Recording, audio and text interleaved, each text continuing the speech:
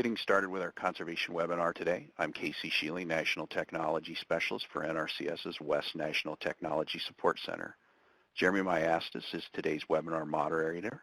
Jeremy is a Sagebrush Ecosystem Specialist at the West National Technology Support Center in Portland, Oregon. Jeremy, the floor is yours to introduce today's topic and our guest presenter. Great, thanks Casey. Before I introduce our guest speaker, I just wanted to take a moment to provide a little bit of context for our participants here. In the western U.S., the NRCS is working with private landowners to implement conservation and restoration of riparian and wet meadow systems, which are really scarce resources that are embedded within a region dominated by arid rangelands. These areas are disproportionately important to both wildlife and people, especially during summer when water and green groceries become limiting. Of course, human settlement patterns historically followed the water in the West, such that today most of these riparian resources are in private ownership. So this presents an incredible opportunity for private landowners and partners working with landowners to help conserve these important areas. Yet we know the scope of riparian degradation is huge due to a variety of historical factors. And some of the traditional fixes that we've offered can be quite expensive, which makes restoration tough to do on working farms and ranches with limited operating budgets. Low-cost alternatives are needed that are practical and effective, allowing more landowners and partners to engage in restoration at bigger scales.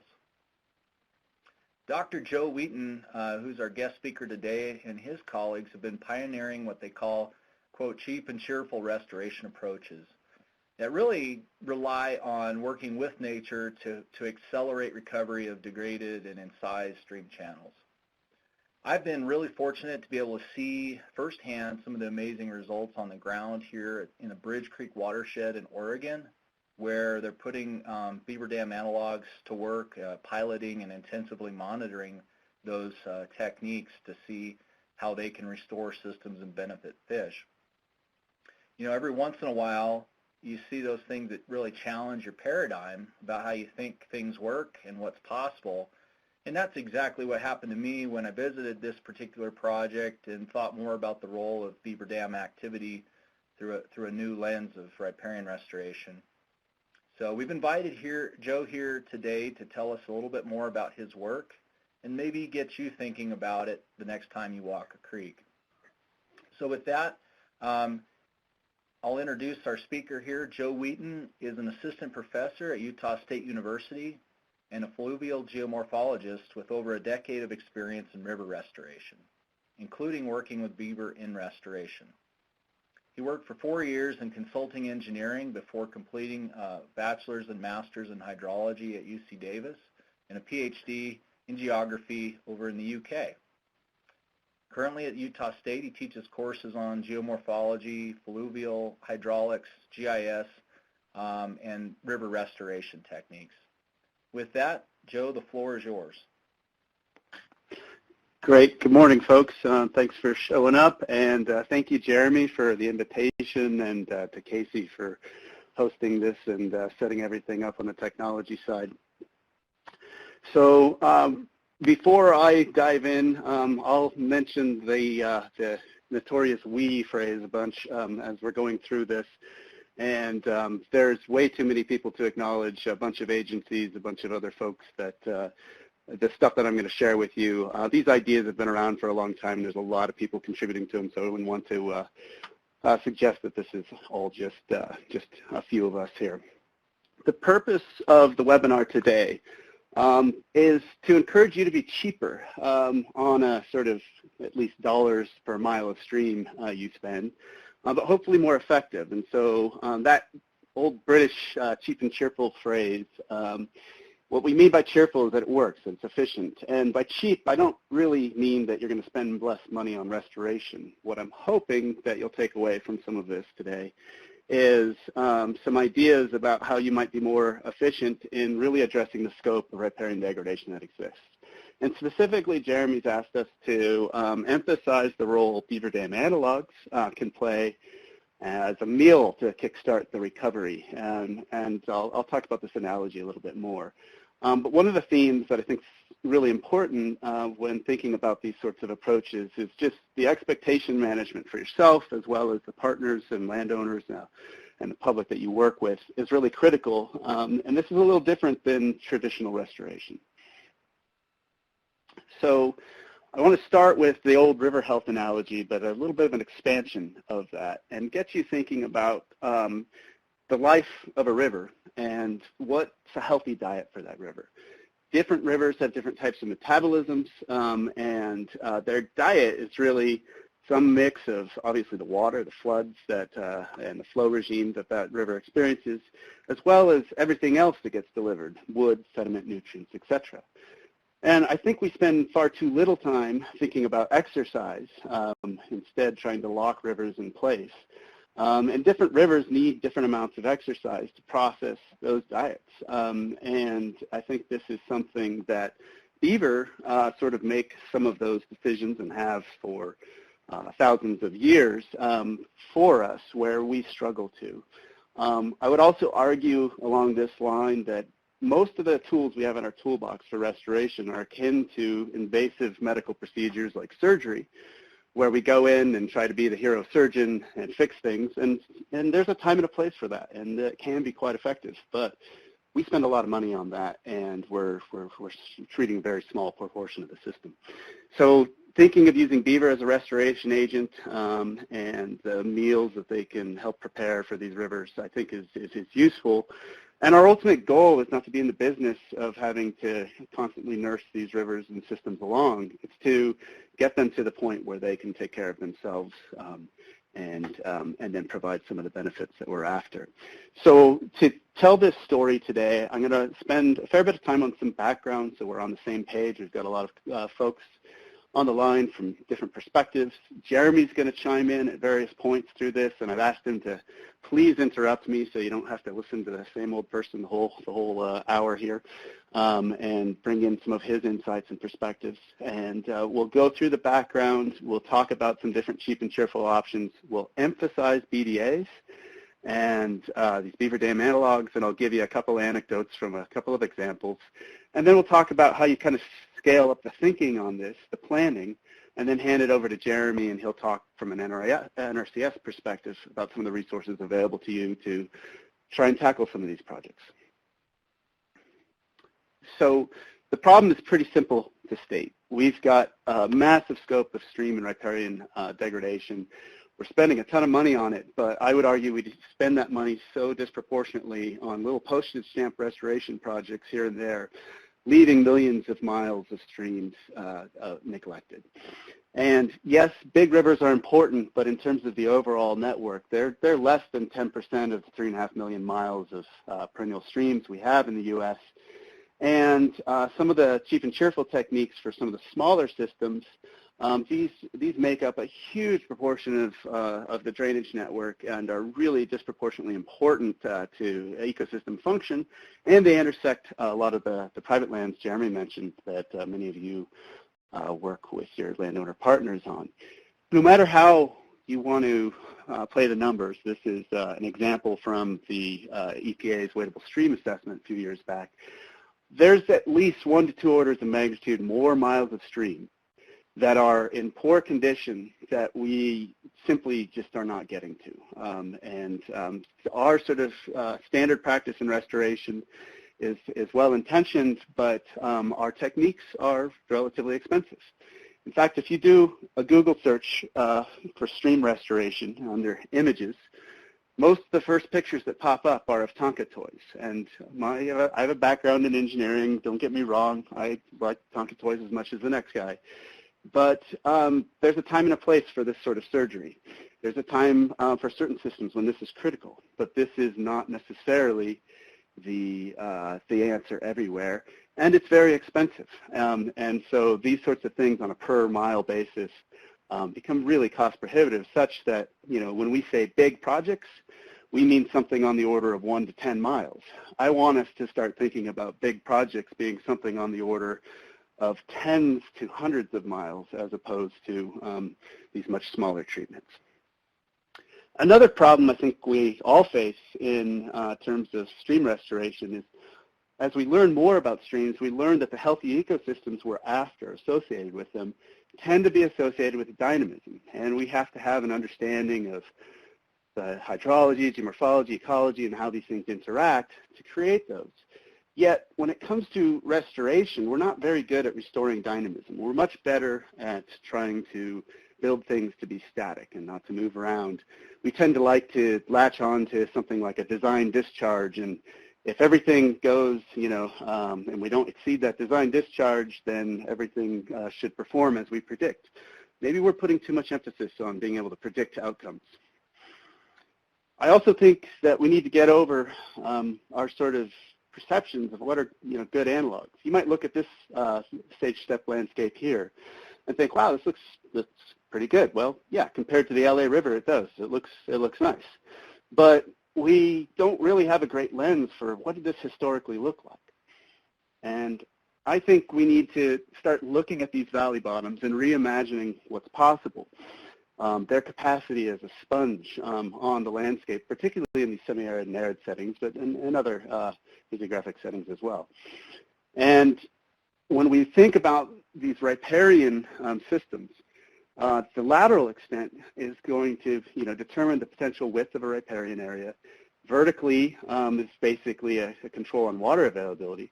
And then longitudinally, the extent to which this system is potentially cluttered is what's going to control the fluxes of water, sediment, nutrients, etc.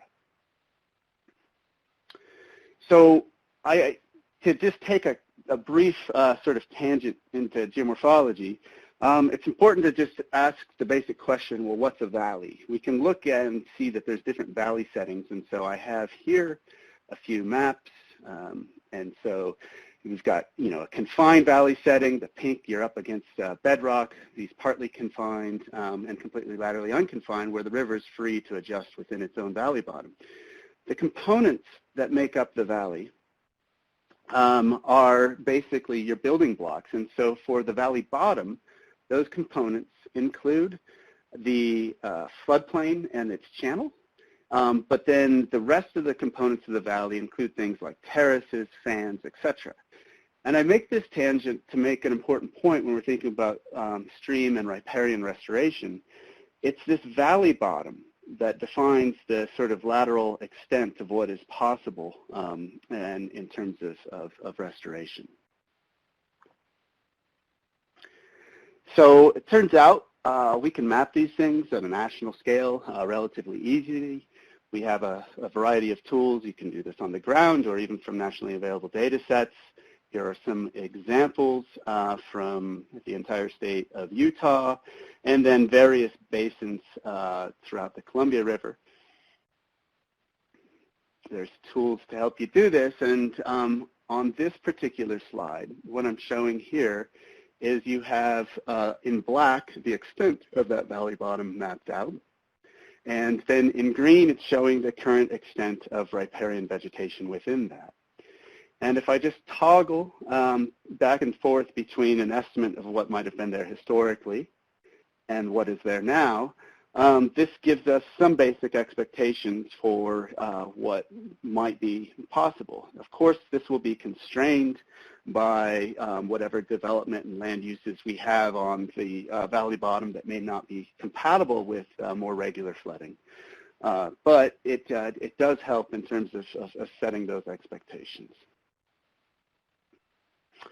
So this leads us into thinking about the role that beaver played in shaping some of these valley bottom environments. And I think this is something that we're actually not that good at imagining what once was. To give you a little bit of perspective on scope for this, you might be interested in this book by Eric J. Dolan, For Fortune and Empire, which really explains why it was really the fur trade and beaver pelts as opposed to gold, that drove the exploration and economic development and westward expansion of North America. And you go back to these original trapper accounts, and beaver were everywhere in absolutely absurd densities, and their pelts went for more than they actually go today in unadjusted dollars. And so this really literally was like gold. And one of the things that's interesting about beaver, as opposed to so many of the species that we focus on in conservation that are really quite picky in terms of their habitat requirements, beaver are an undiscriminating rodent. We find them in all sorts of different environments ranging from lakes, rivers, streams, floodplains, wetlands, estuaries, and they can live anywhere where the water's deep enough, and where it's not deep enough, it's this ecosystem engineering activity of building dams, as I'm showing here in the lower right, that is really quite impressive, and one of the things that we're interested in from a restoration perspective. Their range is truly impressive because that generalist requirements, they just need water and wood. And so throughout much of North America, we find them eking out a suitable existence. One of the questions that we need to get on the same page about, though, is why is it that they build dams? They don't build dams everywhere. We find beaver living in the Grand Canyon, for example, and they're not trying to dam up the Grand Canyon. However, on floodplains and then on smaller, low-order streams, we do see them manipulate the environment. And one of the things that they're after is trying to maintain deep enough water so they have an underwater entrance to their lodge, which is dry, and that keeps their young, their kits safe, and it keeps them safe from predation. Also in areas with cold enough climate to get some ice cover during the winter, it allows them to have easy access to underwater food caches that they may store up. And the dynamics that come along with this sort of behavior are really quite striking. Beaver will work very hard in an area for a couple of years, for example, and then they may let it go fallow. So here you can see this skid trail extending up the hill slope where they're harvesting a bunch of aspen. I'm going to go to the next slide here and show you that same site, but from an aerial view. And you can see these skid trails that are, whoops, get this arrow back here for you. You can see these skid trails that extend, in this case, over 150 meters up the slope. And this area, they worked really hard for a few years, and then they expand, they build dam complexes downstream and expand them into new areas where they can begin to harvest elsewhere, while these other areas are left to recover. And so they're very much like a rotational crop farmer in that sense. And that brings a degree of dynamism to the system that's really helpful. And it's hard for us in a restoration context to emulate that. What also comes with this is you're allowing the system to exercise in a way that it's adjusting. It's increasing vertical connectivity with these obstructions to flow, these beaver dams and all this structural clutter. That increase in the water levels there drives then increases in lateral connectivity, expansion of that riparian vegetation across the valley bottom, et cetera.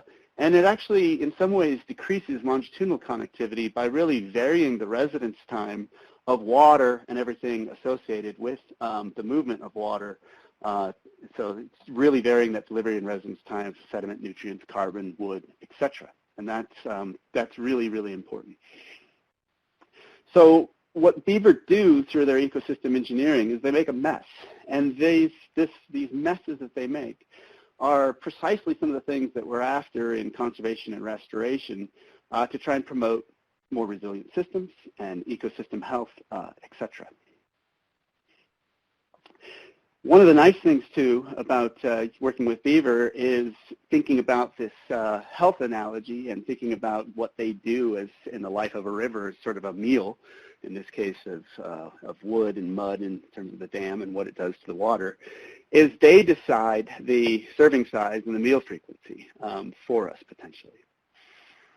And the benefits of this, this is actually an example here from Europe. We have similar examples here in the West. What we have is the boulder line on this hydrograph. So we've got time on the bottom. We've got discharge on the top. And the bold line is the discharge into the top of a beaver dam complex. And then the thinner line is basically coming out of the bottom of that complex. And what we see are knocking off the peak magnitudes of floods and slowing that water down, and that causing it to actually to turn into extended base flow and wetting up of that sponge of the valley bottom floor.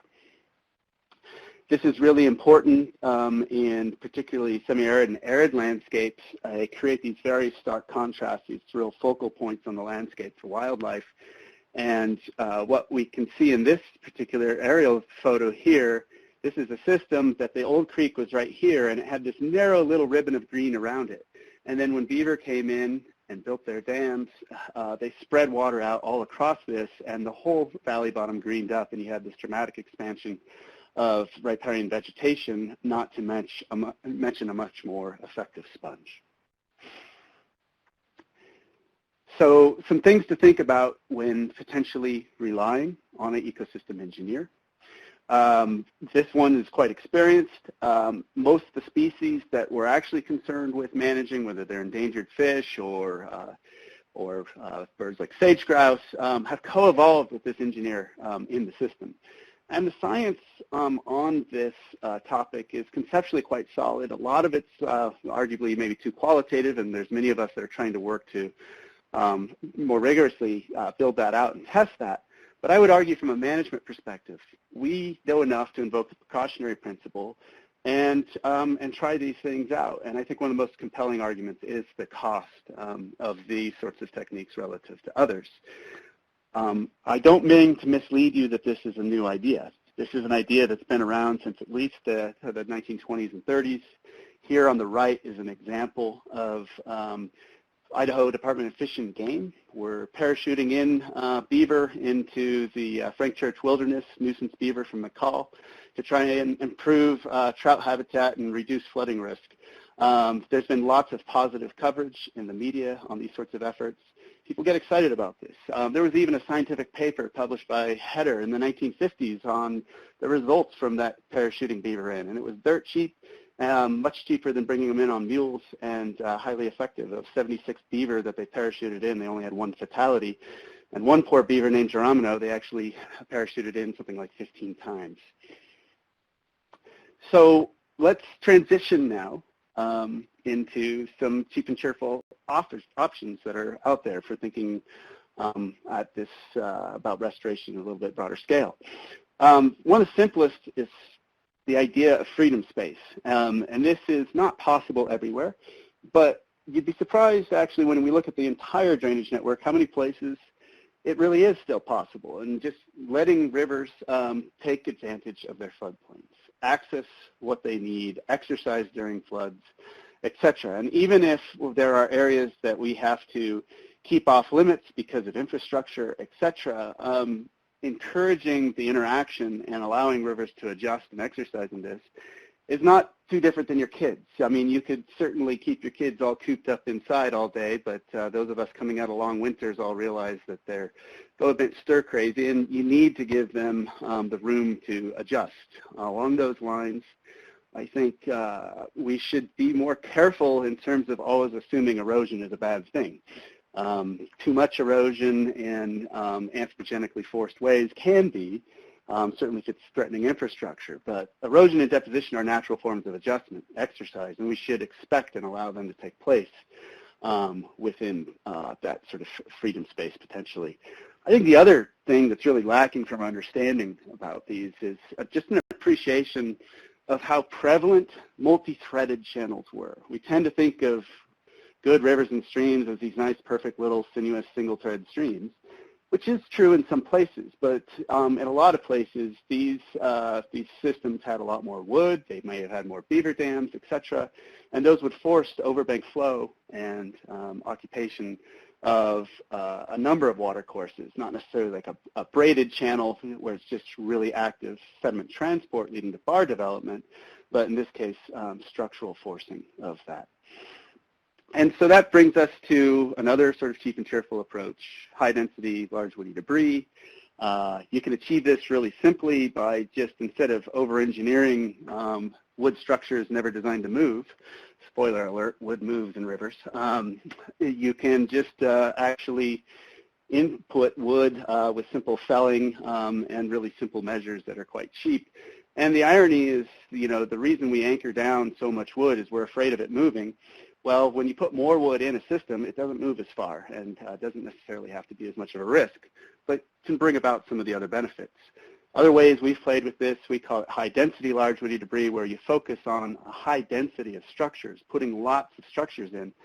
And these are structures that have been around for, at least since the 1850s. And but the way in which we put them in is important. You put the big key members in, and you provide some temporary stability by pinning them in with I don't know if you can see in these photos, but little wooden untreated fence posts, etc. Jeremy, if you're still awake, feel free to chime in at any time. I'm good. Keep going. Okay.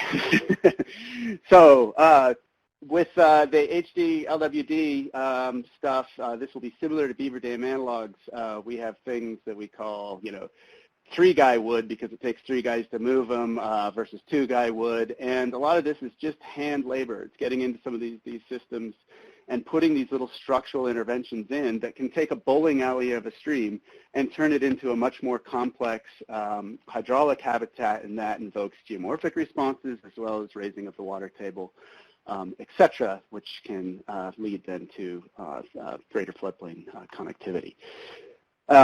You can also do these sorts of cheap and cheerful approaches in an adaptive management framework, which doesn't have to be just for the rich kids. The adaptive management that we're sort of pushing is simple common sense ideas tied to a maintenance plan that emphasizes that you don't know everything going in, but you know enough, and you can watch, you can learn, you can make mid-course adjustments as you proceed. And so this paper we published last year tries to lay out an example of how that can be done. That example is equally important for high-density large woody debris, as well as beaver dam analogs. And the beaver dam analogs fit into a suite of potential restoration options using beaver. One, and the simplest, is just to promote beaver conservation where they are, allow them to stay, and try and keep a good thing going. We do see also situations where we didn't intend it, but they'll migrate into an area and take an existing restoration project and make it way better. Beaver translocation, especially capturing nuisance beaver that would be killed anyway and translocating them to areas that we want them to do good, is quite popular. Sometimes that does need to be preceded by some riparian restoration, maybe getting a handle on, in a lot of cases, for example, grazing management, to have enough of a riparian food and building base there for beaver to establish. But then there's BDAs, and these beaver dam analogs, we can use them by themselves without beaver and mimic some of what beaver do, but we never do as good a job when we're responsible for the maintenance and the meal preparation as when beaver do. I would point out that while if we're going to emphasize BDAs here, if you can go passive and you can just let beaver do their thing, this is a lot easier. What you're really doing is you're transferring that decision-making and the liability to the engineer. And sometimes this can be as simple as you already have beaver in an area, but maybe putting a temporary closure on, for example, recreational trapping and harvesting of their pelts to allow those populations to get back up so a sustainable harvest can be used. And when you find an area, this is an example from our backyard up here in Temple Fork, that has a bunch of beaver dams in it and beaver are doing well, wrap it up, put a bow on it, and try and keep that good thing going. By contrast, in areas where beaver alone may not be enough, beaver dam analogs might be a viable option to either give beaver a head start or mimic what they're doing. The Bridge Creek project in Central Oregon that Jeremy mentioned, these were some of the original structure types we experimented with. And the starter dams were intended to get high enough with the crest elevation that they actually pushed flow into overflow channels and onto the floodplain. We had secondary dams that act much like natural secondary dams in extending the forage range to more harvestable material.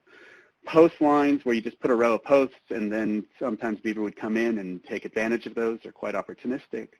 And then even reinforcing existing beaver dams. And these are all just done with hand labor using, in this case, wood treated posts. And one of the things we found was quite helpful in communicating, particularly to our engineering colleagues, these are structures, but they're not structures that are designed to withstand, say, a particular, magnitude flood event. We basically want them to, we have a design life of less than a year. In reality, these things tend to last something like 1 to 10 years, but it's quite variable in how they last. And sometimes the failure of these dams produces some of the best habitat. And it's actually having a mix of dams at different stages and them not being permanent, which tends to promote that exercise in the system, get more dynamism, and then have these actually be quite functional. So I'm going to walk you through 2 little case study examples here. The first is from up in Idaho, where we're going to talk about using BDAs to make beaver reintroduction more successful. And the second will be that just a brief overview of that Birch Creek example. So sometimes beaver alone are not enough, and I want to introduce you on the right here. This is Jay Wild. He's a rancher that grew up on Birch Creek up in southern Idaho here, and he has a ranch that backs up to Forest Service land and then allotment on the Forest Service land. And he had been watching that system all through his youth. He went away for about 30 years. And basically found that the stream was drying up in the summer and it never used to. So I'll walk you through a rough timeline. Back in the 70s, he remembers dams being present, but slowly the last of the beaver were trapped out and extirpated. He went away for a period of time. By the time he moved back, he discovers that the creek was drying up. He noticed there were no beaver. There's other things contributing to the change in hydrology, lack of forest fires, turning on that big evapotranspiration pump. But he thought beaver were really an important part of the story. So in the late 2000s, he reached out to Sherry Tippie from Colorado, and in 2 attempts, they got a total of 11 nuisance beaver over 2 years and tried to reintroduce those up into Birch Creek. And there's plenty of water, there's plenty of wood for them. Either they didn't survive or they all migrated out immediately. And so, Jay was still interested in this, but kind of a little discouraged from that it wasn't successful. And in November of 2014, he showed some interest in these beaver dam analogs. He reached out to us, and a few weeks later, we got together and decided to build a little pilot without any beaver, but just beaver dam analogs. And what we were curious is, could these hold back the water? Would they not freeze through the winter? And how would they last through spring floods? And from those simple structures that we built, we found that indeed they were able to hold back the water, actually immediately, and changed locally the hydrology in those systems. And so we did a larger treatment with about 15 more structures in the following fall, and followed that with the reintroduction of 5 beaver. Then last year, Jeremy and Sage Grouse Initiative folks and I and others, as part of a course teaching how to do these things, we maintained a few of those BDAs. We built 3 new ones, and we experimented with some postless BDAs, and I'll talk about that in just a second, and then introduced 6 more beaver. So this is sort of the timeline. In terms of what's going on, one of the neat things is just how dirt cheap and simple some of this can be. Jay got together, other ranchers, volunteer groups. I even had my kids out there helping build these things. And then we're basically trying to create some temporary habitat for beaver and then hand off the maintenance and expansion to them. And even though we'll provide some, examples of construction details at the end, don't take those too literally. There's a ton of ways to build beaver dam analogs, and it's just like there's a lot of ways to bake, cookies, right? There's recipes you can follow, but once you get a little more confident, you can adapt those. And the best way to do these is really like beaver do and do them by hand. Here's some examples. A rare site at most construction sites to see not 20 people standing around on the end of shovels doing nothing, but everybody working. These are the participants, NRCS staff in that workshop I mentioned. And what's neat is, what we're hoping for is that beaver take over the maintenance of these. And so this is an example of a BDA, just from a few weeks ago looking at this, you can just about make out the posts, and then you can make out the lighter colored wood, which is their beaver chewed sticks that they're using to expand and extend and maintain this dam.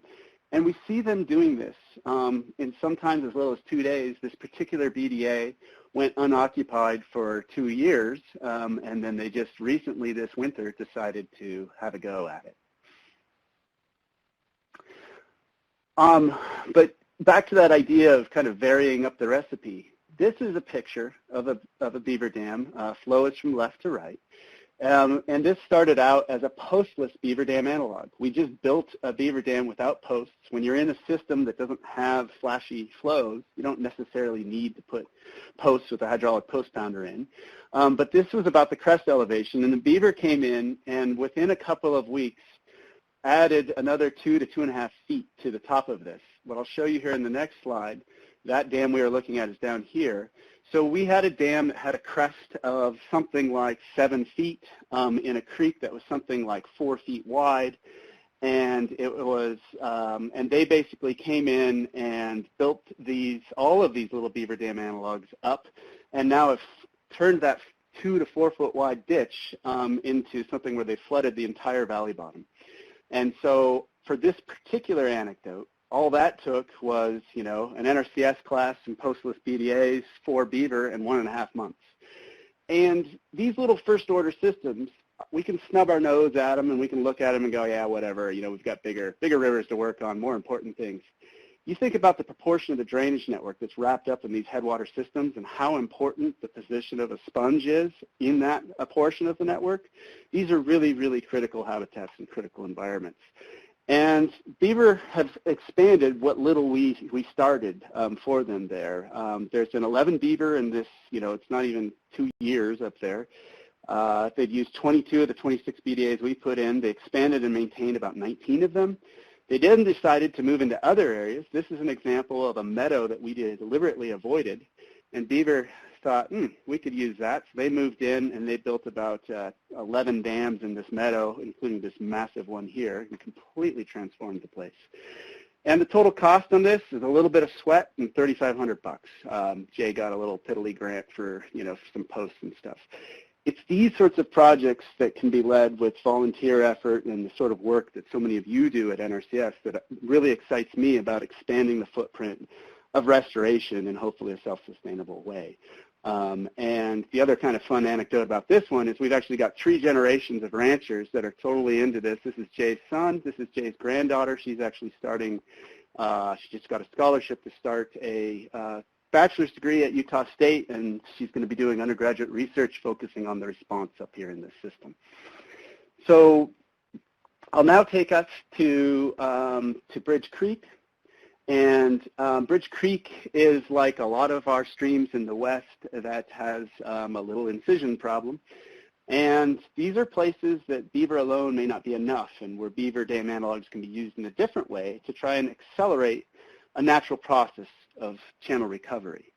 What I have here is an example of a channel evolution model where historically you might have had a channel that was in connectivity with its floodplain, and that maybe in response to a base level lowering incised quite rapidly. And then the natural sort of recovery process is for the banks to erode, that ditch to widen. The material creates material that can then build inset floodplains and grade that system back up. So in this case, the erosion is really critical to fighting the erosion of incision. And then, over time, this can recover. So the take home from this is, maybe we don't need to do much restoration. The problem are these little things. These are the time scales. Incision happens rapidly, widening on the scale of decades, a grading on the scale of centuries to millennia to get back to something that we may be after. And one of the things Michael Pollock recognized out in Bridge Creek from NOAA is perhaps beaver, what they naturally do is short-circuit that process, make it happen quicker. And then maybe with beaver dam analogs, we could short-circuit it even quicker. And so here's a cartoon contrasting on the left, beaver building dams in an incised trench, at high flows, all the energy is acting on those dams, so then they fail, often by end cutting. That exacerbates and kicks off widening, and then that material can make it possible to build up floodplains, which makes it easier for beaver to build dams that withstand those floods better, and the cycle can continue. Our thought there was, can we use beaver dam analogs to mimic some of this and sort of speed up the process? And, you know, to cut a long story short, we basically found, you know, we can, and using these untreated fence posts and BDAs as a method, one of the things as part of a large, intensively monitored watershed effort, we hypothesized not sort of just what this could do by beaver dam analogs to increase the number of beaver dams and all the sort of hydrogeomorphic feedbacks and how that benefits beaver, but in this case, it's fish that's paying the bills. And so we're trying to recover habitat to produce a population-level response for endangered steelhead salmon. And we just recently published some results on that sort of study, and there's very few population responses that can be attributed to restoration efforts in the fish world. Here we were actually seeing massive increases in density, increases in survival, actually decreases in growth because of density dependence, but the product of those is a population level response in terms of an increase in production of those listed salmon. And that is quite encouraging. Yeah, go ahead. Yeah, I just wanted to jump in here because a couple of things you mentioned. You know, one, when I was out on Bridge Creek, the channel evolution model that I had in mind and the time scales hadn't really sunk in until I saw what was happening out there. And to me, that was a big aha moment. You know, the amount of aggradation happening behind these BDAs is really incredible in that system. It was, you know, within a year, a lot of those were filling up with sediment, and, you know, you guys were having to go back in and keep building up on that. So it's really visible what happens with that accelerated recovery timeline with BDAs. And then the second point I just wanted to make was in relation to your research that's just been published with Nick.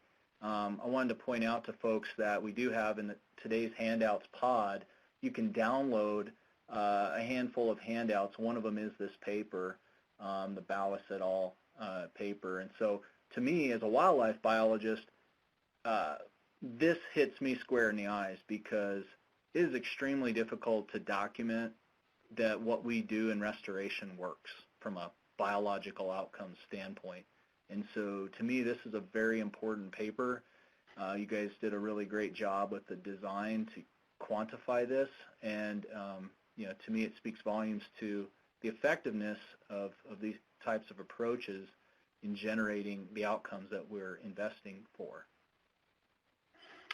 Yeah, great points. And you know, one of the things, the cost of knowing and setting up these experiments to actually document this, to give managers confidence that these approaches can work, you know, those are expensive, et cetera. But you know, you contrast that with some of the obvious on-the-ground responses that you see, and how dirt cheap some of these implementation actions can be done. I think, you know, yes, as scientists, we'd love to know exactly what's happening everywhere, but it's just not realistic.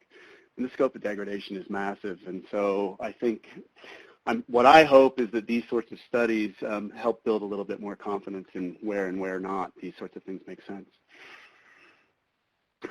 So if you buy any of this, one of the things that gets a little scary is people get really excited about this and then they want to use it everywhere. So you need to plan to be cheap, but the enthusiasm for these sorts of new diets for these systems, how do we temper that enthusiasm constructively? How do we provide some more realistic expectation management? And there are papers like the Pollock paper that we put out to, you know, conceptually describes what's going on. There's the Beaver Restoration Guidebook and other examples. But one of the missing pieces we felt like was a way of, at broader scales, trying to identify what's going on. And BRAT is an example of a tool that can help in that sort of planning and expectation management. It's a beaver restoration assessment tool. And the main backbone of it is a capacity model, and it's resolving where and to what extent, what level beaver dams could be built.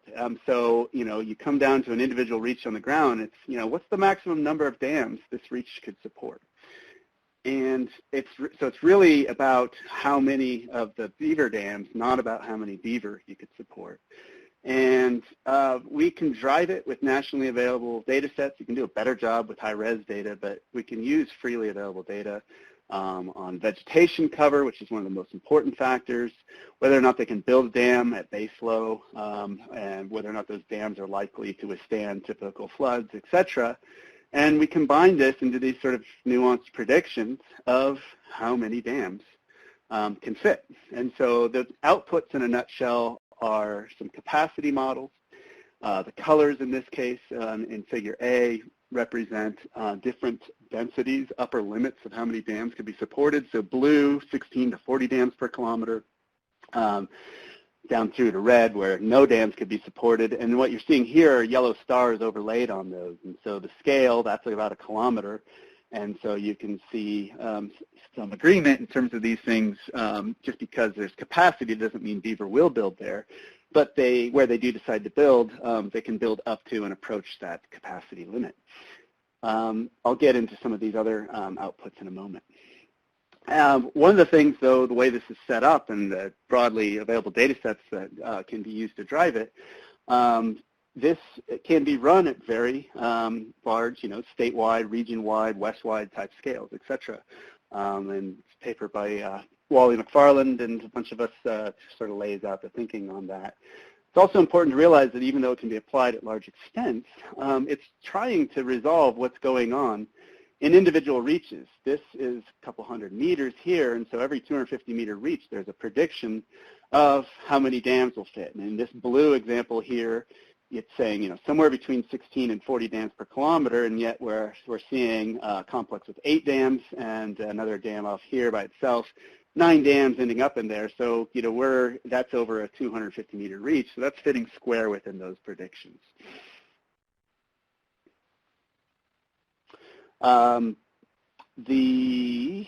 Let's see here, this doesn't have it, there we go. You can obviously convert those to dams per mile if you like, but what I want to just zoom in and take a look at here is just an example of how this plays out in a particular watershed. This one happens to be in our backyard. And so you can run the model and you can add up the capacity, and in this case it's saying, well, this drainage network here can support about 7,400 dams. And if we compare that with what we see on the ground, in this case, it's about 20% of capacity. These stars represent where the beaver dams are, and really good correspondence between high densities and high capacities predicted by the model, of course. But the capacity alone isn't enough. We know beaver can be a pain. We know they can cause trouble. And so we have a rather conservative model that tries to estimate where there's a probability of human-beaver conflict, them causing flooding, et cetera. And if we take that information and we overlay it with the capacity information and some additional context, we can break things out into what sort of streams could be usefully restored using beaver and BVDAs, where there's capacity to support beaver, but there might be conflicts, versus the areas where beaver, they may be, but they're unlikely to build dams. And so this can form the backbone, the initial part of a management model. And these models can be turned into useful planning tools when they incorporate local values, et cetera. It's worth noting that in the West, a lot of our systems are facing declining snowpacks. And the places that beaver, we have a student working on this, might work, we've got a lot of areas where we're switching from these sort of dominantly snow precipitation to mixed rain snow precipitation. And if we look at the management model at the areas that are left with restoration potential, we see that a lot of those intersect precisely some of these zones that are most sensitive to losing snowpack. And that makes us excited, also particularly that we also got a lot of beaver in places that potentially have higher conflicts, and so there's good source populations to move nuisance beaver up into some of those other zones. And so these management zones, again, I think are helpful for thinking about how do I scale up and how do you try to take enthusiasm about this stuff, avoid the places that don't make sense, avoid the places where there's potential conflict, and highlight the places where you might have willing landowners and folks that might want to take advantage of some of what this little rodent might do. It's important to always be specific about what you're trying to achieve, what impairments you're trying to achieve, and your designs are different based off of that. But these, I think, hopefully give you some ideas about the types of things that they can potentially help with. I think one of the most exciting things, too, and going back to this food analogy and this health analogy, is in starting this, we don't need 5-star Michelin chefs, the most expert trained people in the world to do this stuff. We can get kids out there working on these things and providing the initial meals and then doing that handoff to the beaver to hopefully take over. And it's a really exciting way to engage folks. So with that, I'm going to hand over the stage to Jeremy to try and point you towards some resources available in an NRCS perspective on how you might go about tackling some of these projects, and I appreciate your attention. Go ahead, Jeremy. All right, thanks, Joe. So I'm going to go into a little bit of NRCS speak for a few slides, but this may be applicable to other agencies as you all think about this and encounter some of maybe potentially the same barriers and reactions that we encounter as we discuss these techniques. But, we're really challenging a lot of people's paradigms. Again, I mentioned that at the opening, but I think you'll realize that as you begin to talk with folks about this is we've had a certain way of viewing our stream systems, and sometimes this is in contradiction to that. And so I think we need to learn together and continue to monitor and study our efforts, but maybe try some new things. And for us, being historically the Soil Conservation Service, obviously erosion's a bad word and something that we do a lot about to address on, in various systems. But, one of the things we had to grapple with up front was, with BDAs as a tool in our toolbox, we're really having to shift our thinking from this as a erosion control or stabilization practice to one that is more heavily emphasizing habitat and process restoration. And I came about this through the lens of sagebrush ecosystems and trying to grow more green groceries in the desert for things like sage grouse, but obviously folks are doing this for steelhead, for other critters, depending upon those riparian systems. And so when we took a look at all of our NRCS conservation practices, this type of thing can fit under many different practices that we do. Again, it comes back to the purpose. And the purpose for us, and the one that made the most sense in line with this habitat restoration, was our practice. We call it 643, our restoration and management of rare and declining habitats. Fits well for us in the West. And again, it's an important philosophical statement that we're making with doing this type of activity under a practice like that, biologically focused, process-oriented. A lot less emphasis on heavy engineering design on any particular structure. Of course, that word is a loaded term. When you mention that, it immediately conjures up AutoCAD drawings and things. But, what we're thinking about is more in line with what Joe said, where we're spending less time on each individual structure, and we're working on a complex. There may be multiple, often are multiple BDAs within a short reach to achieve the habitat benefits that we want, as kind of depicted here in this photo. Some of the key things for us that set this apart from other things we do, we're relying on natural materials, sticks and stones we call it, untreated fence posts, things that can decompose and go away, and we're not going to be worried about a legacy in that channel forever. Typically they're hand-built. We have some assisting tools we might use, post pounders and whatnot, but for the most part we keep ourselves out of trouble without getting into heavier equipment fixes with this approach. The BDAs are low profile and, like Joe mentioned, a relatively short lifespan, mainly meant to kickstart a process. One of the most important things up front as we work with landowners is understanding who the right folks are for this type of work. This is not for everyone. There are a lot of our clients that don't have time to continue to adaptively manage and monitor things like this, and so in those instances it may not be a good fit. You know, again, you're looking for the personality type that wants to try something a little bit different, maybe operating on a budget but's willing to put in the work and the maintenance to help their system get back into a self-sustaining process. And of course, you got to have some room to work with.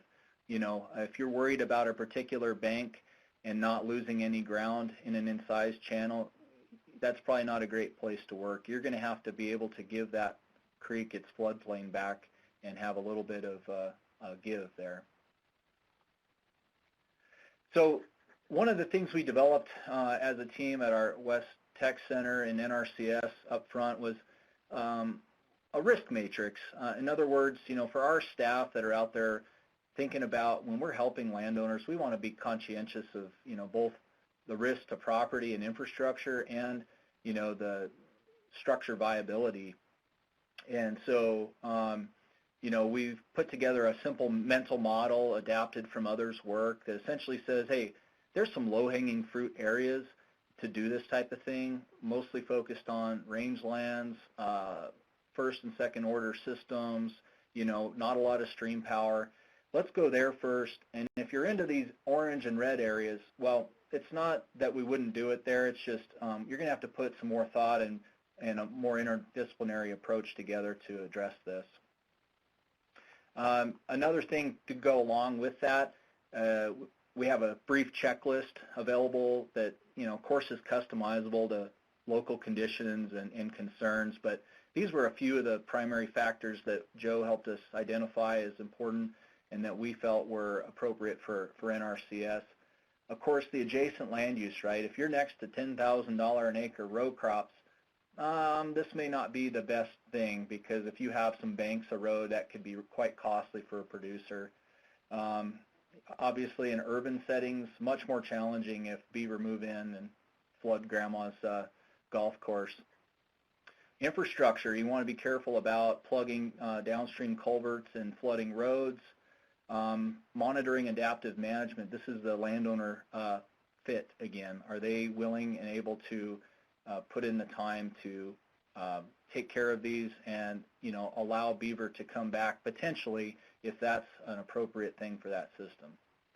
And then there's some geomorphic things related to stream power and order and the level of incision. You know, if we're working in a system that's extremely incised and hasn't yet had an opportunity to create some inset floodplains, that might be a little bit more traumatic than a system that is on its recovery path already, and we're just helping it accelerate back to some dynamic equilibrium. So a few things that we've put together for our staff that I just wanted to make you aware of. From a program standpoint, we do have cost share opportunities with landowners. We developed what we call a practice payment scenario. We called it post-line wicker weave, which again, you know, relates to BDAs, but also this is a bioengineering technique that we use in ephemeral channels in upland settings where beaver may not ever occupy that system, and so we wanted it to be fairly broad. But that's an opportunity for states that are interested to pull that down and make it available for their work.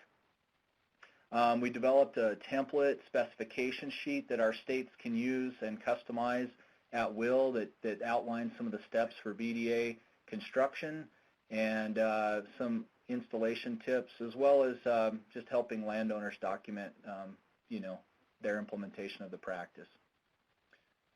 Permitting, boy, this is a big one, right? Anytime we're working in water, we can't ignore the fact that we're going to have to work with folks like Army Corps of Engineers and potentially obtain permits to do this type of work. Fortunately, in the West, we have, this has already gone through, many states are already pursuing this type of work. We have examples of those permits that have been successful, and so we're making those available to our, internally with our NRCS folks. But I would encourage anybody working on this, grab your core representative, get them out on the ground early, and talk through what this is all about. And of course, it's okay to walk to the dance. We don't have to run. We're encouraging folks to start small. Some pilot projects locally where maybe you can get some hands-on experience with your partners and landowners and see what this is about. There's no need to rush into putting these everywhere without learning some things first. And so, we do think it's important to get started and to try some new things given the challenges we face. But start small, learn as you go, engage people and bring them along with this way of thinking, and it'll pay dividends in the end. And so just to close up here, we've got a ton of websites and resources available with more information than you can imagine on BDAs, beaver introduction, beaver management, on and on and on. A couple of pubs that Joe pulled here that may be of use to you to check out. And then finally, to close here, we do have a few websites housing a variety of information. A few I wanted to point out. On our Sage Grouse Initiative website, we've created a home for what we're calling mesic habitat restoration, which is a part of what we're doing. And we have webinars there that are related, like grazing management strategies for riparian areas, living with beaver, and some ways to mitigate the detrimental things that they can do in culverts and whatnot. So I'd encourage you to check that out, and we'll put a version of this recorded webinar along with those other webinars. Their Beaver Restoration Guidebook, it's in your today's handout there. You can download that.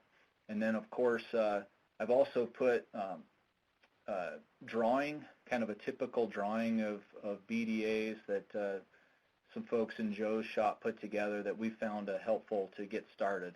Again, try not to overemphasize the exact design specs, but there are some tips and things there that are quite helpful as you get started.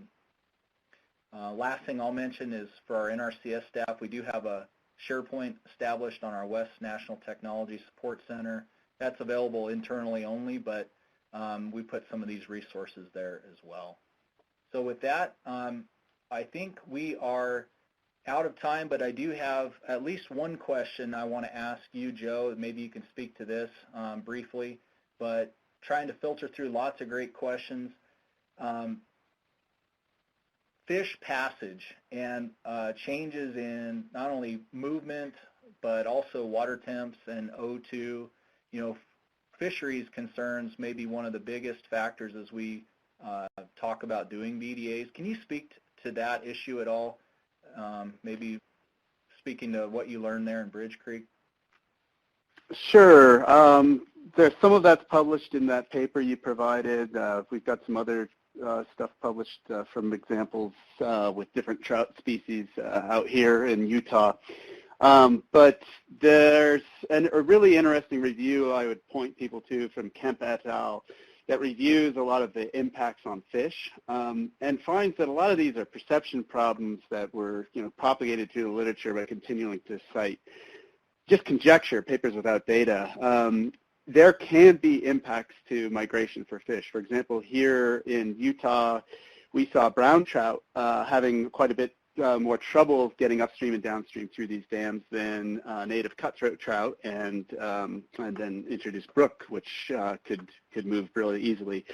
That was based on a study with about 3,500 pit-tagged fish. We have something like over 50,000 pit-tagged fish that have been monitored for the past decade plus in Bridge Creek, and they have absolutely no problem getting upstream and downstream of these dams. Often the overflow side channels act like little fish ladders. We even have video of some of these fish swimming through the interstices of the dams themselves.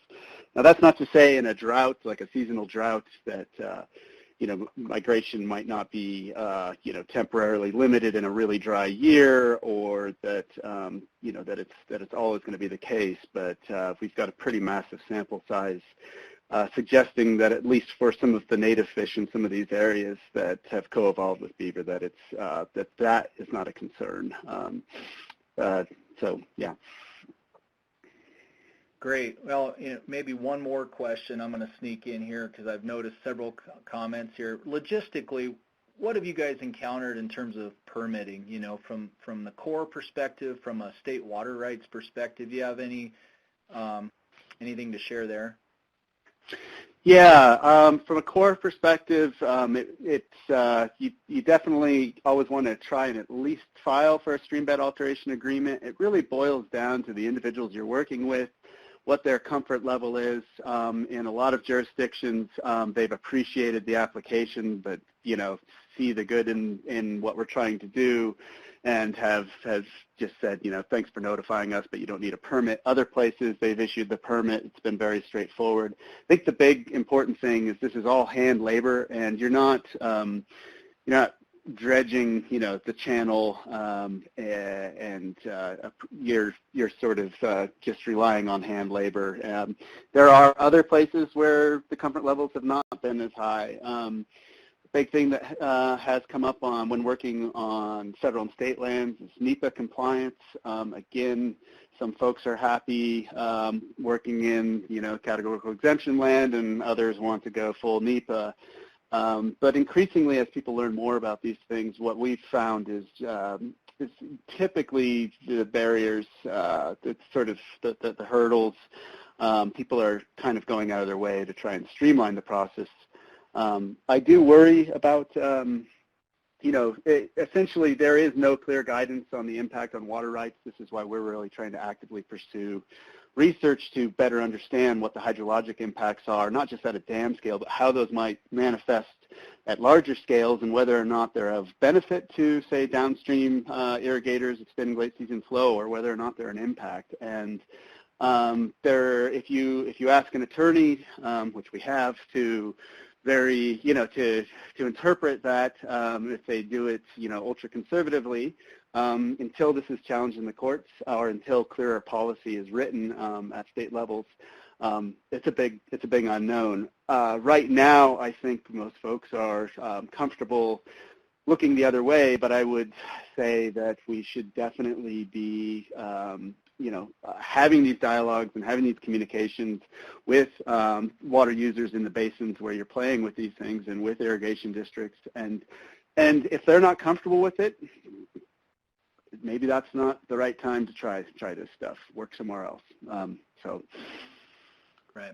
But it really varies locality to locality, who you're working with and the comfort level of the individuals issuing the permits. Great. Okay. Well, thank you, Joe. I think I will go ahead and wrap it up here. Do you have anything else to offer up?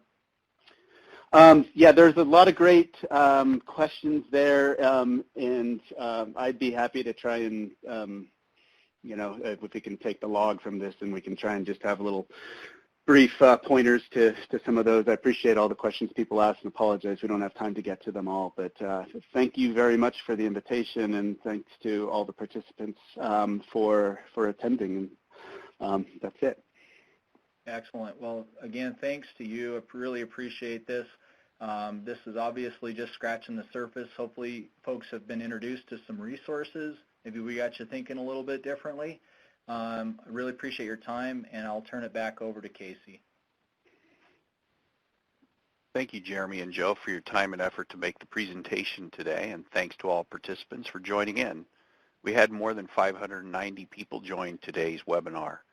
Participants, if you selected NRCS for this webinar, please return to your open browser window to continue the process offered by Step 2 at conservationwebinars.net. This concludes our webinar.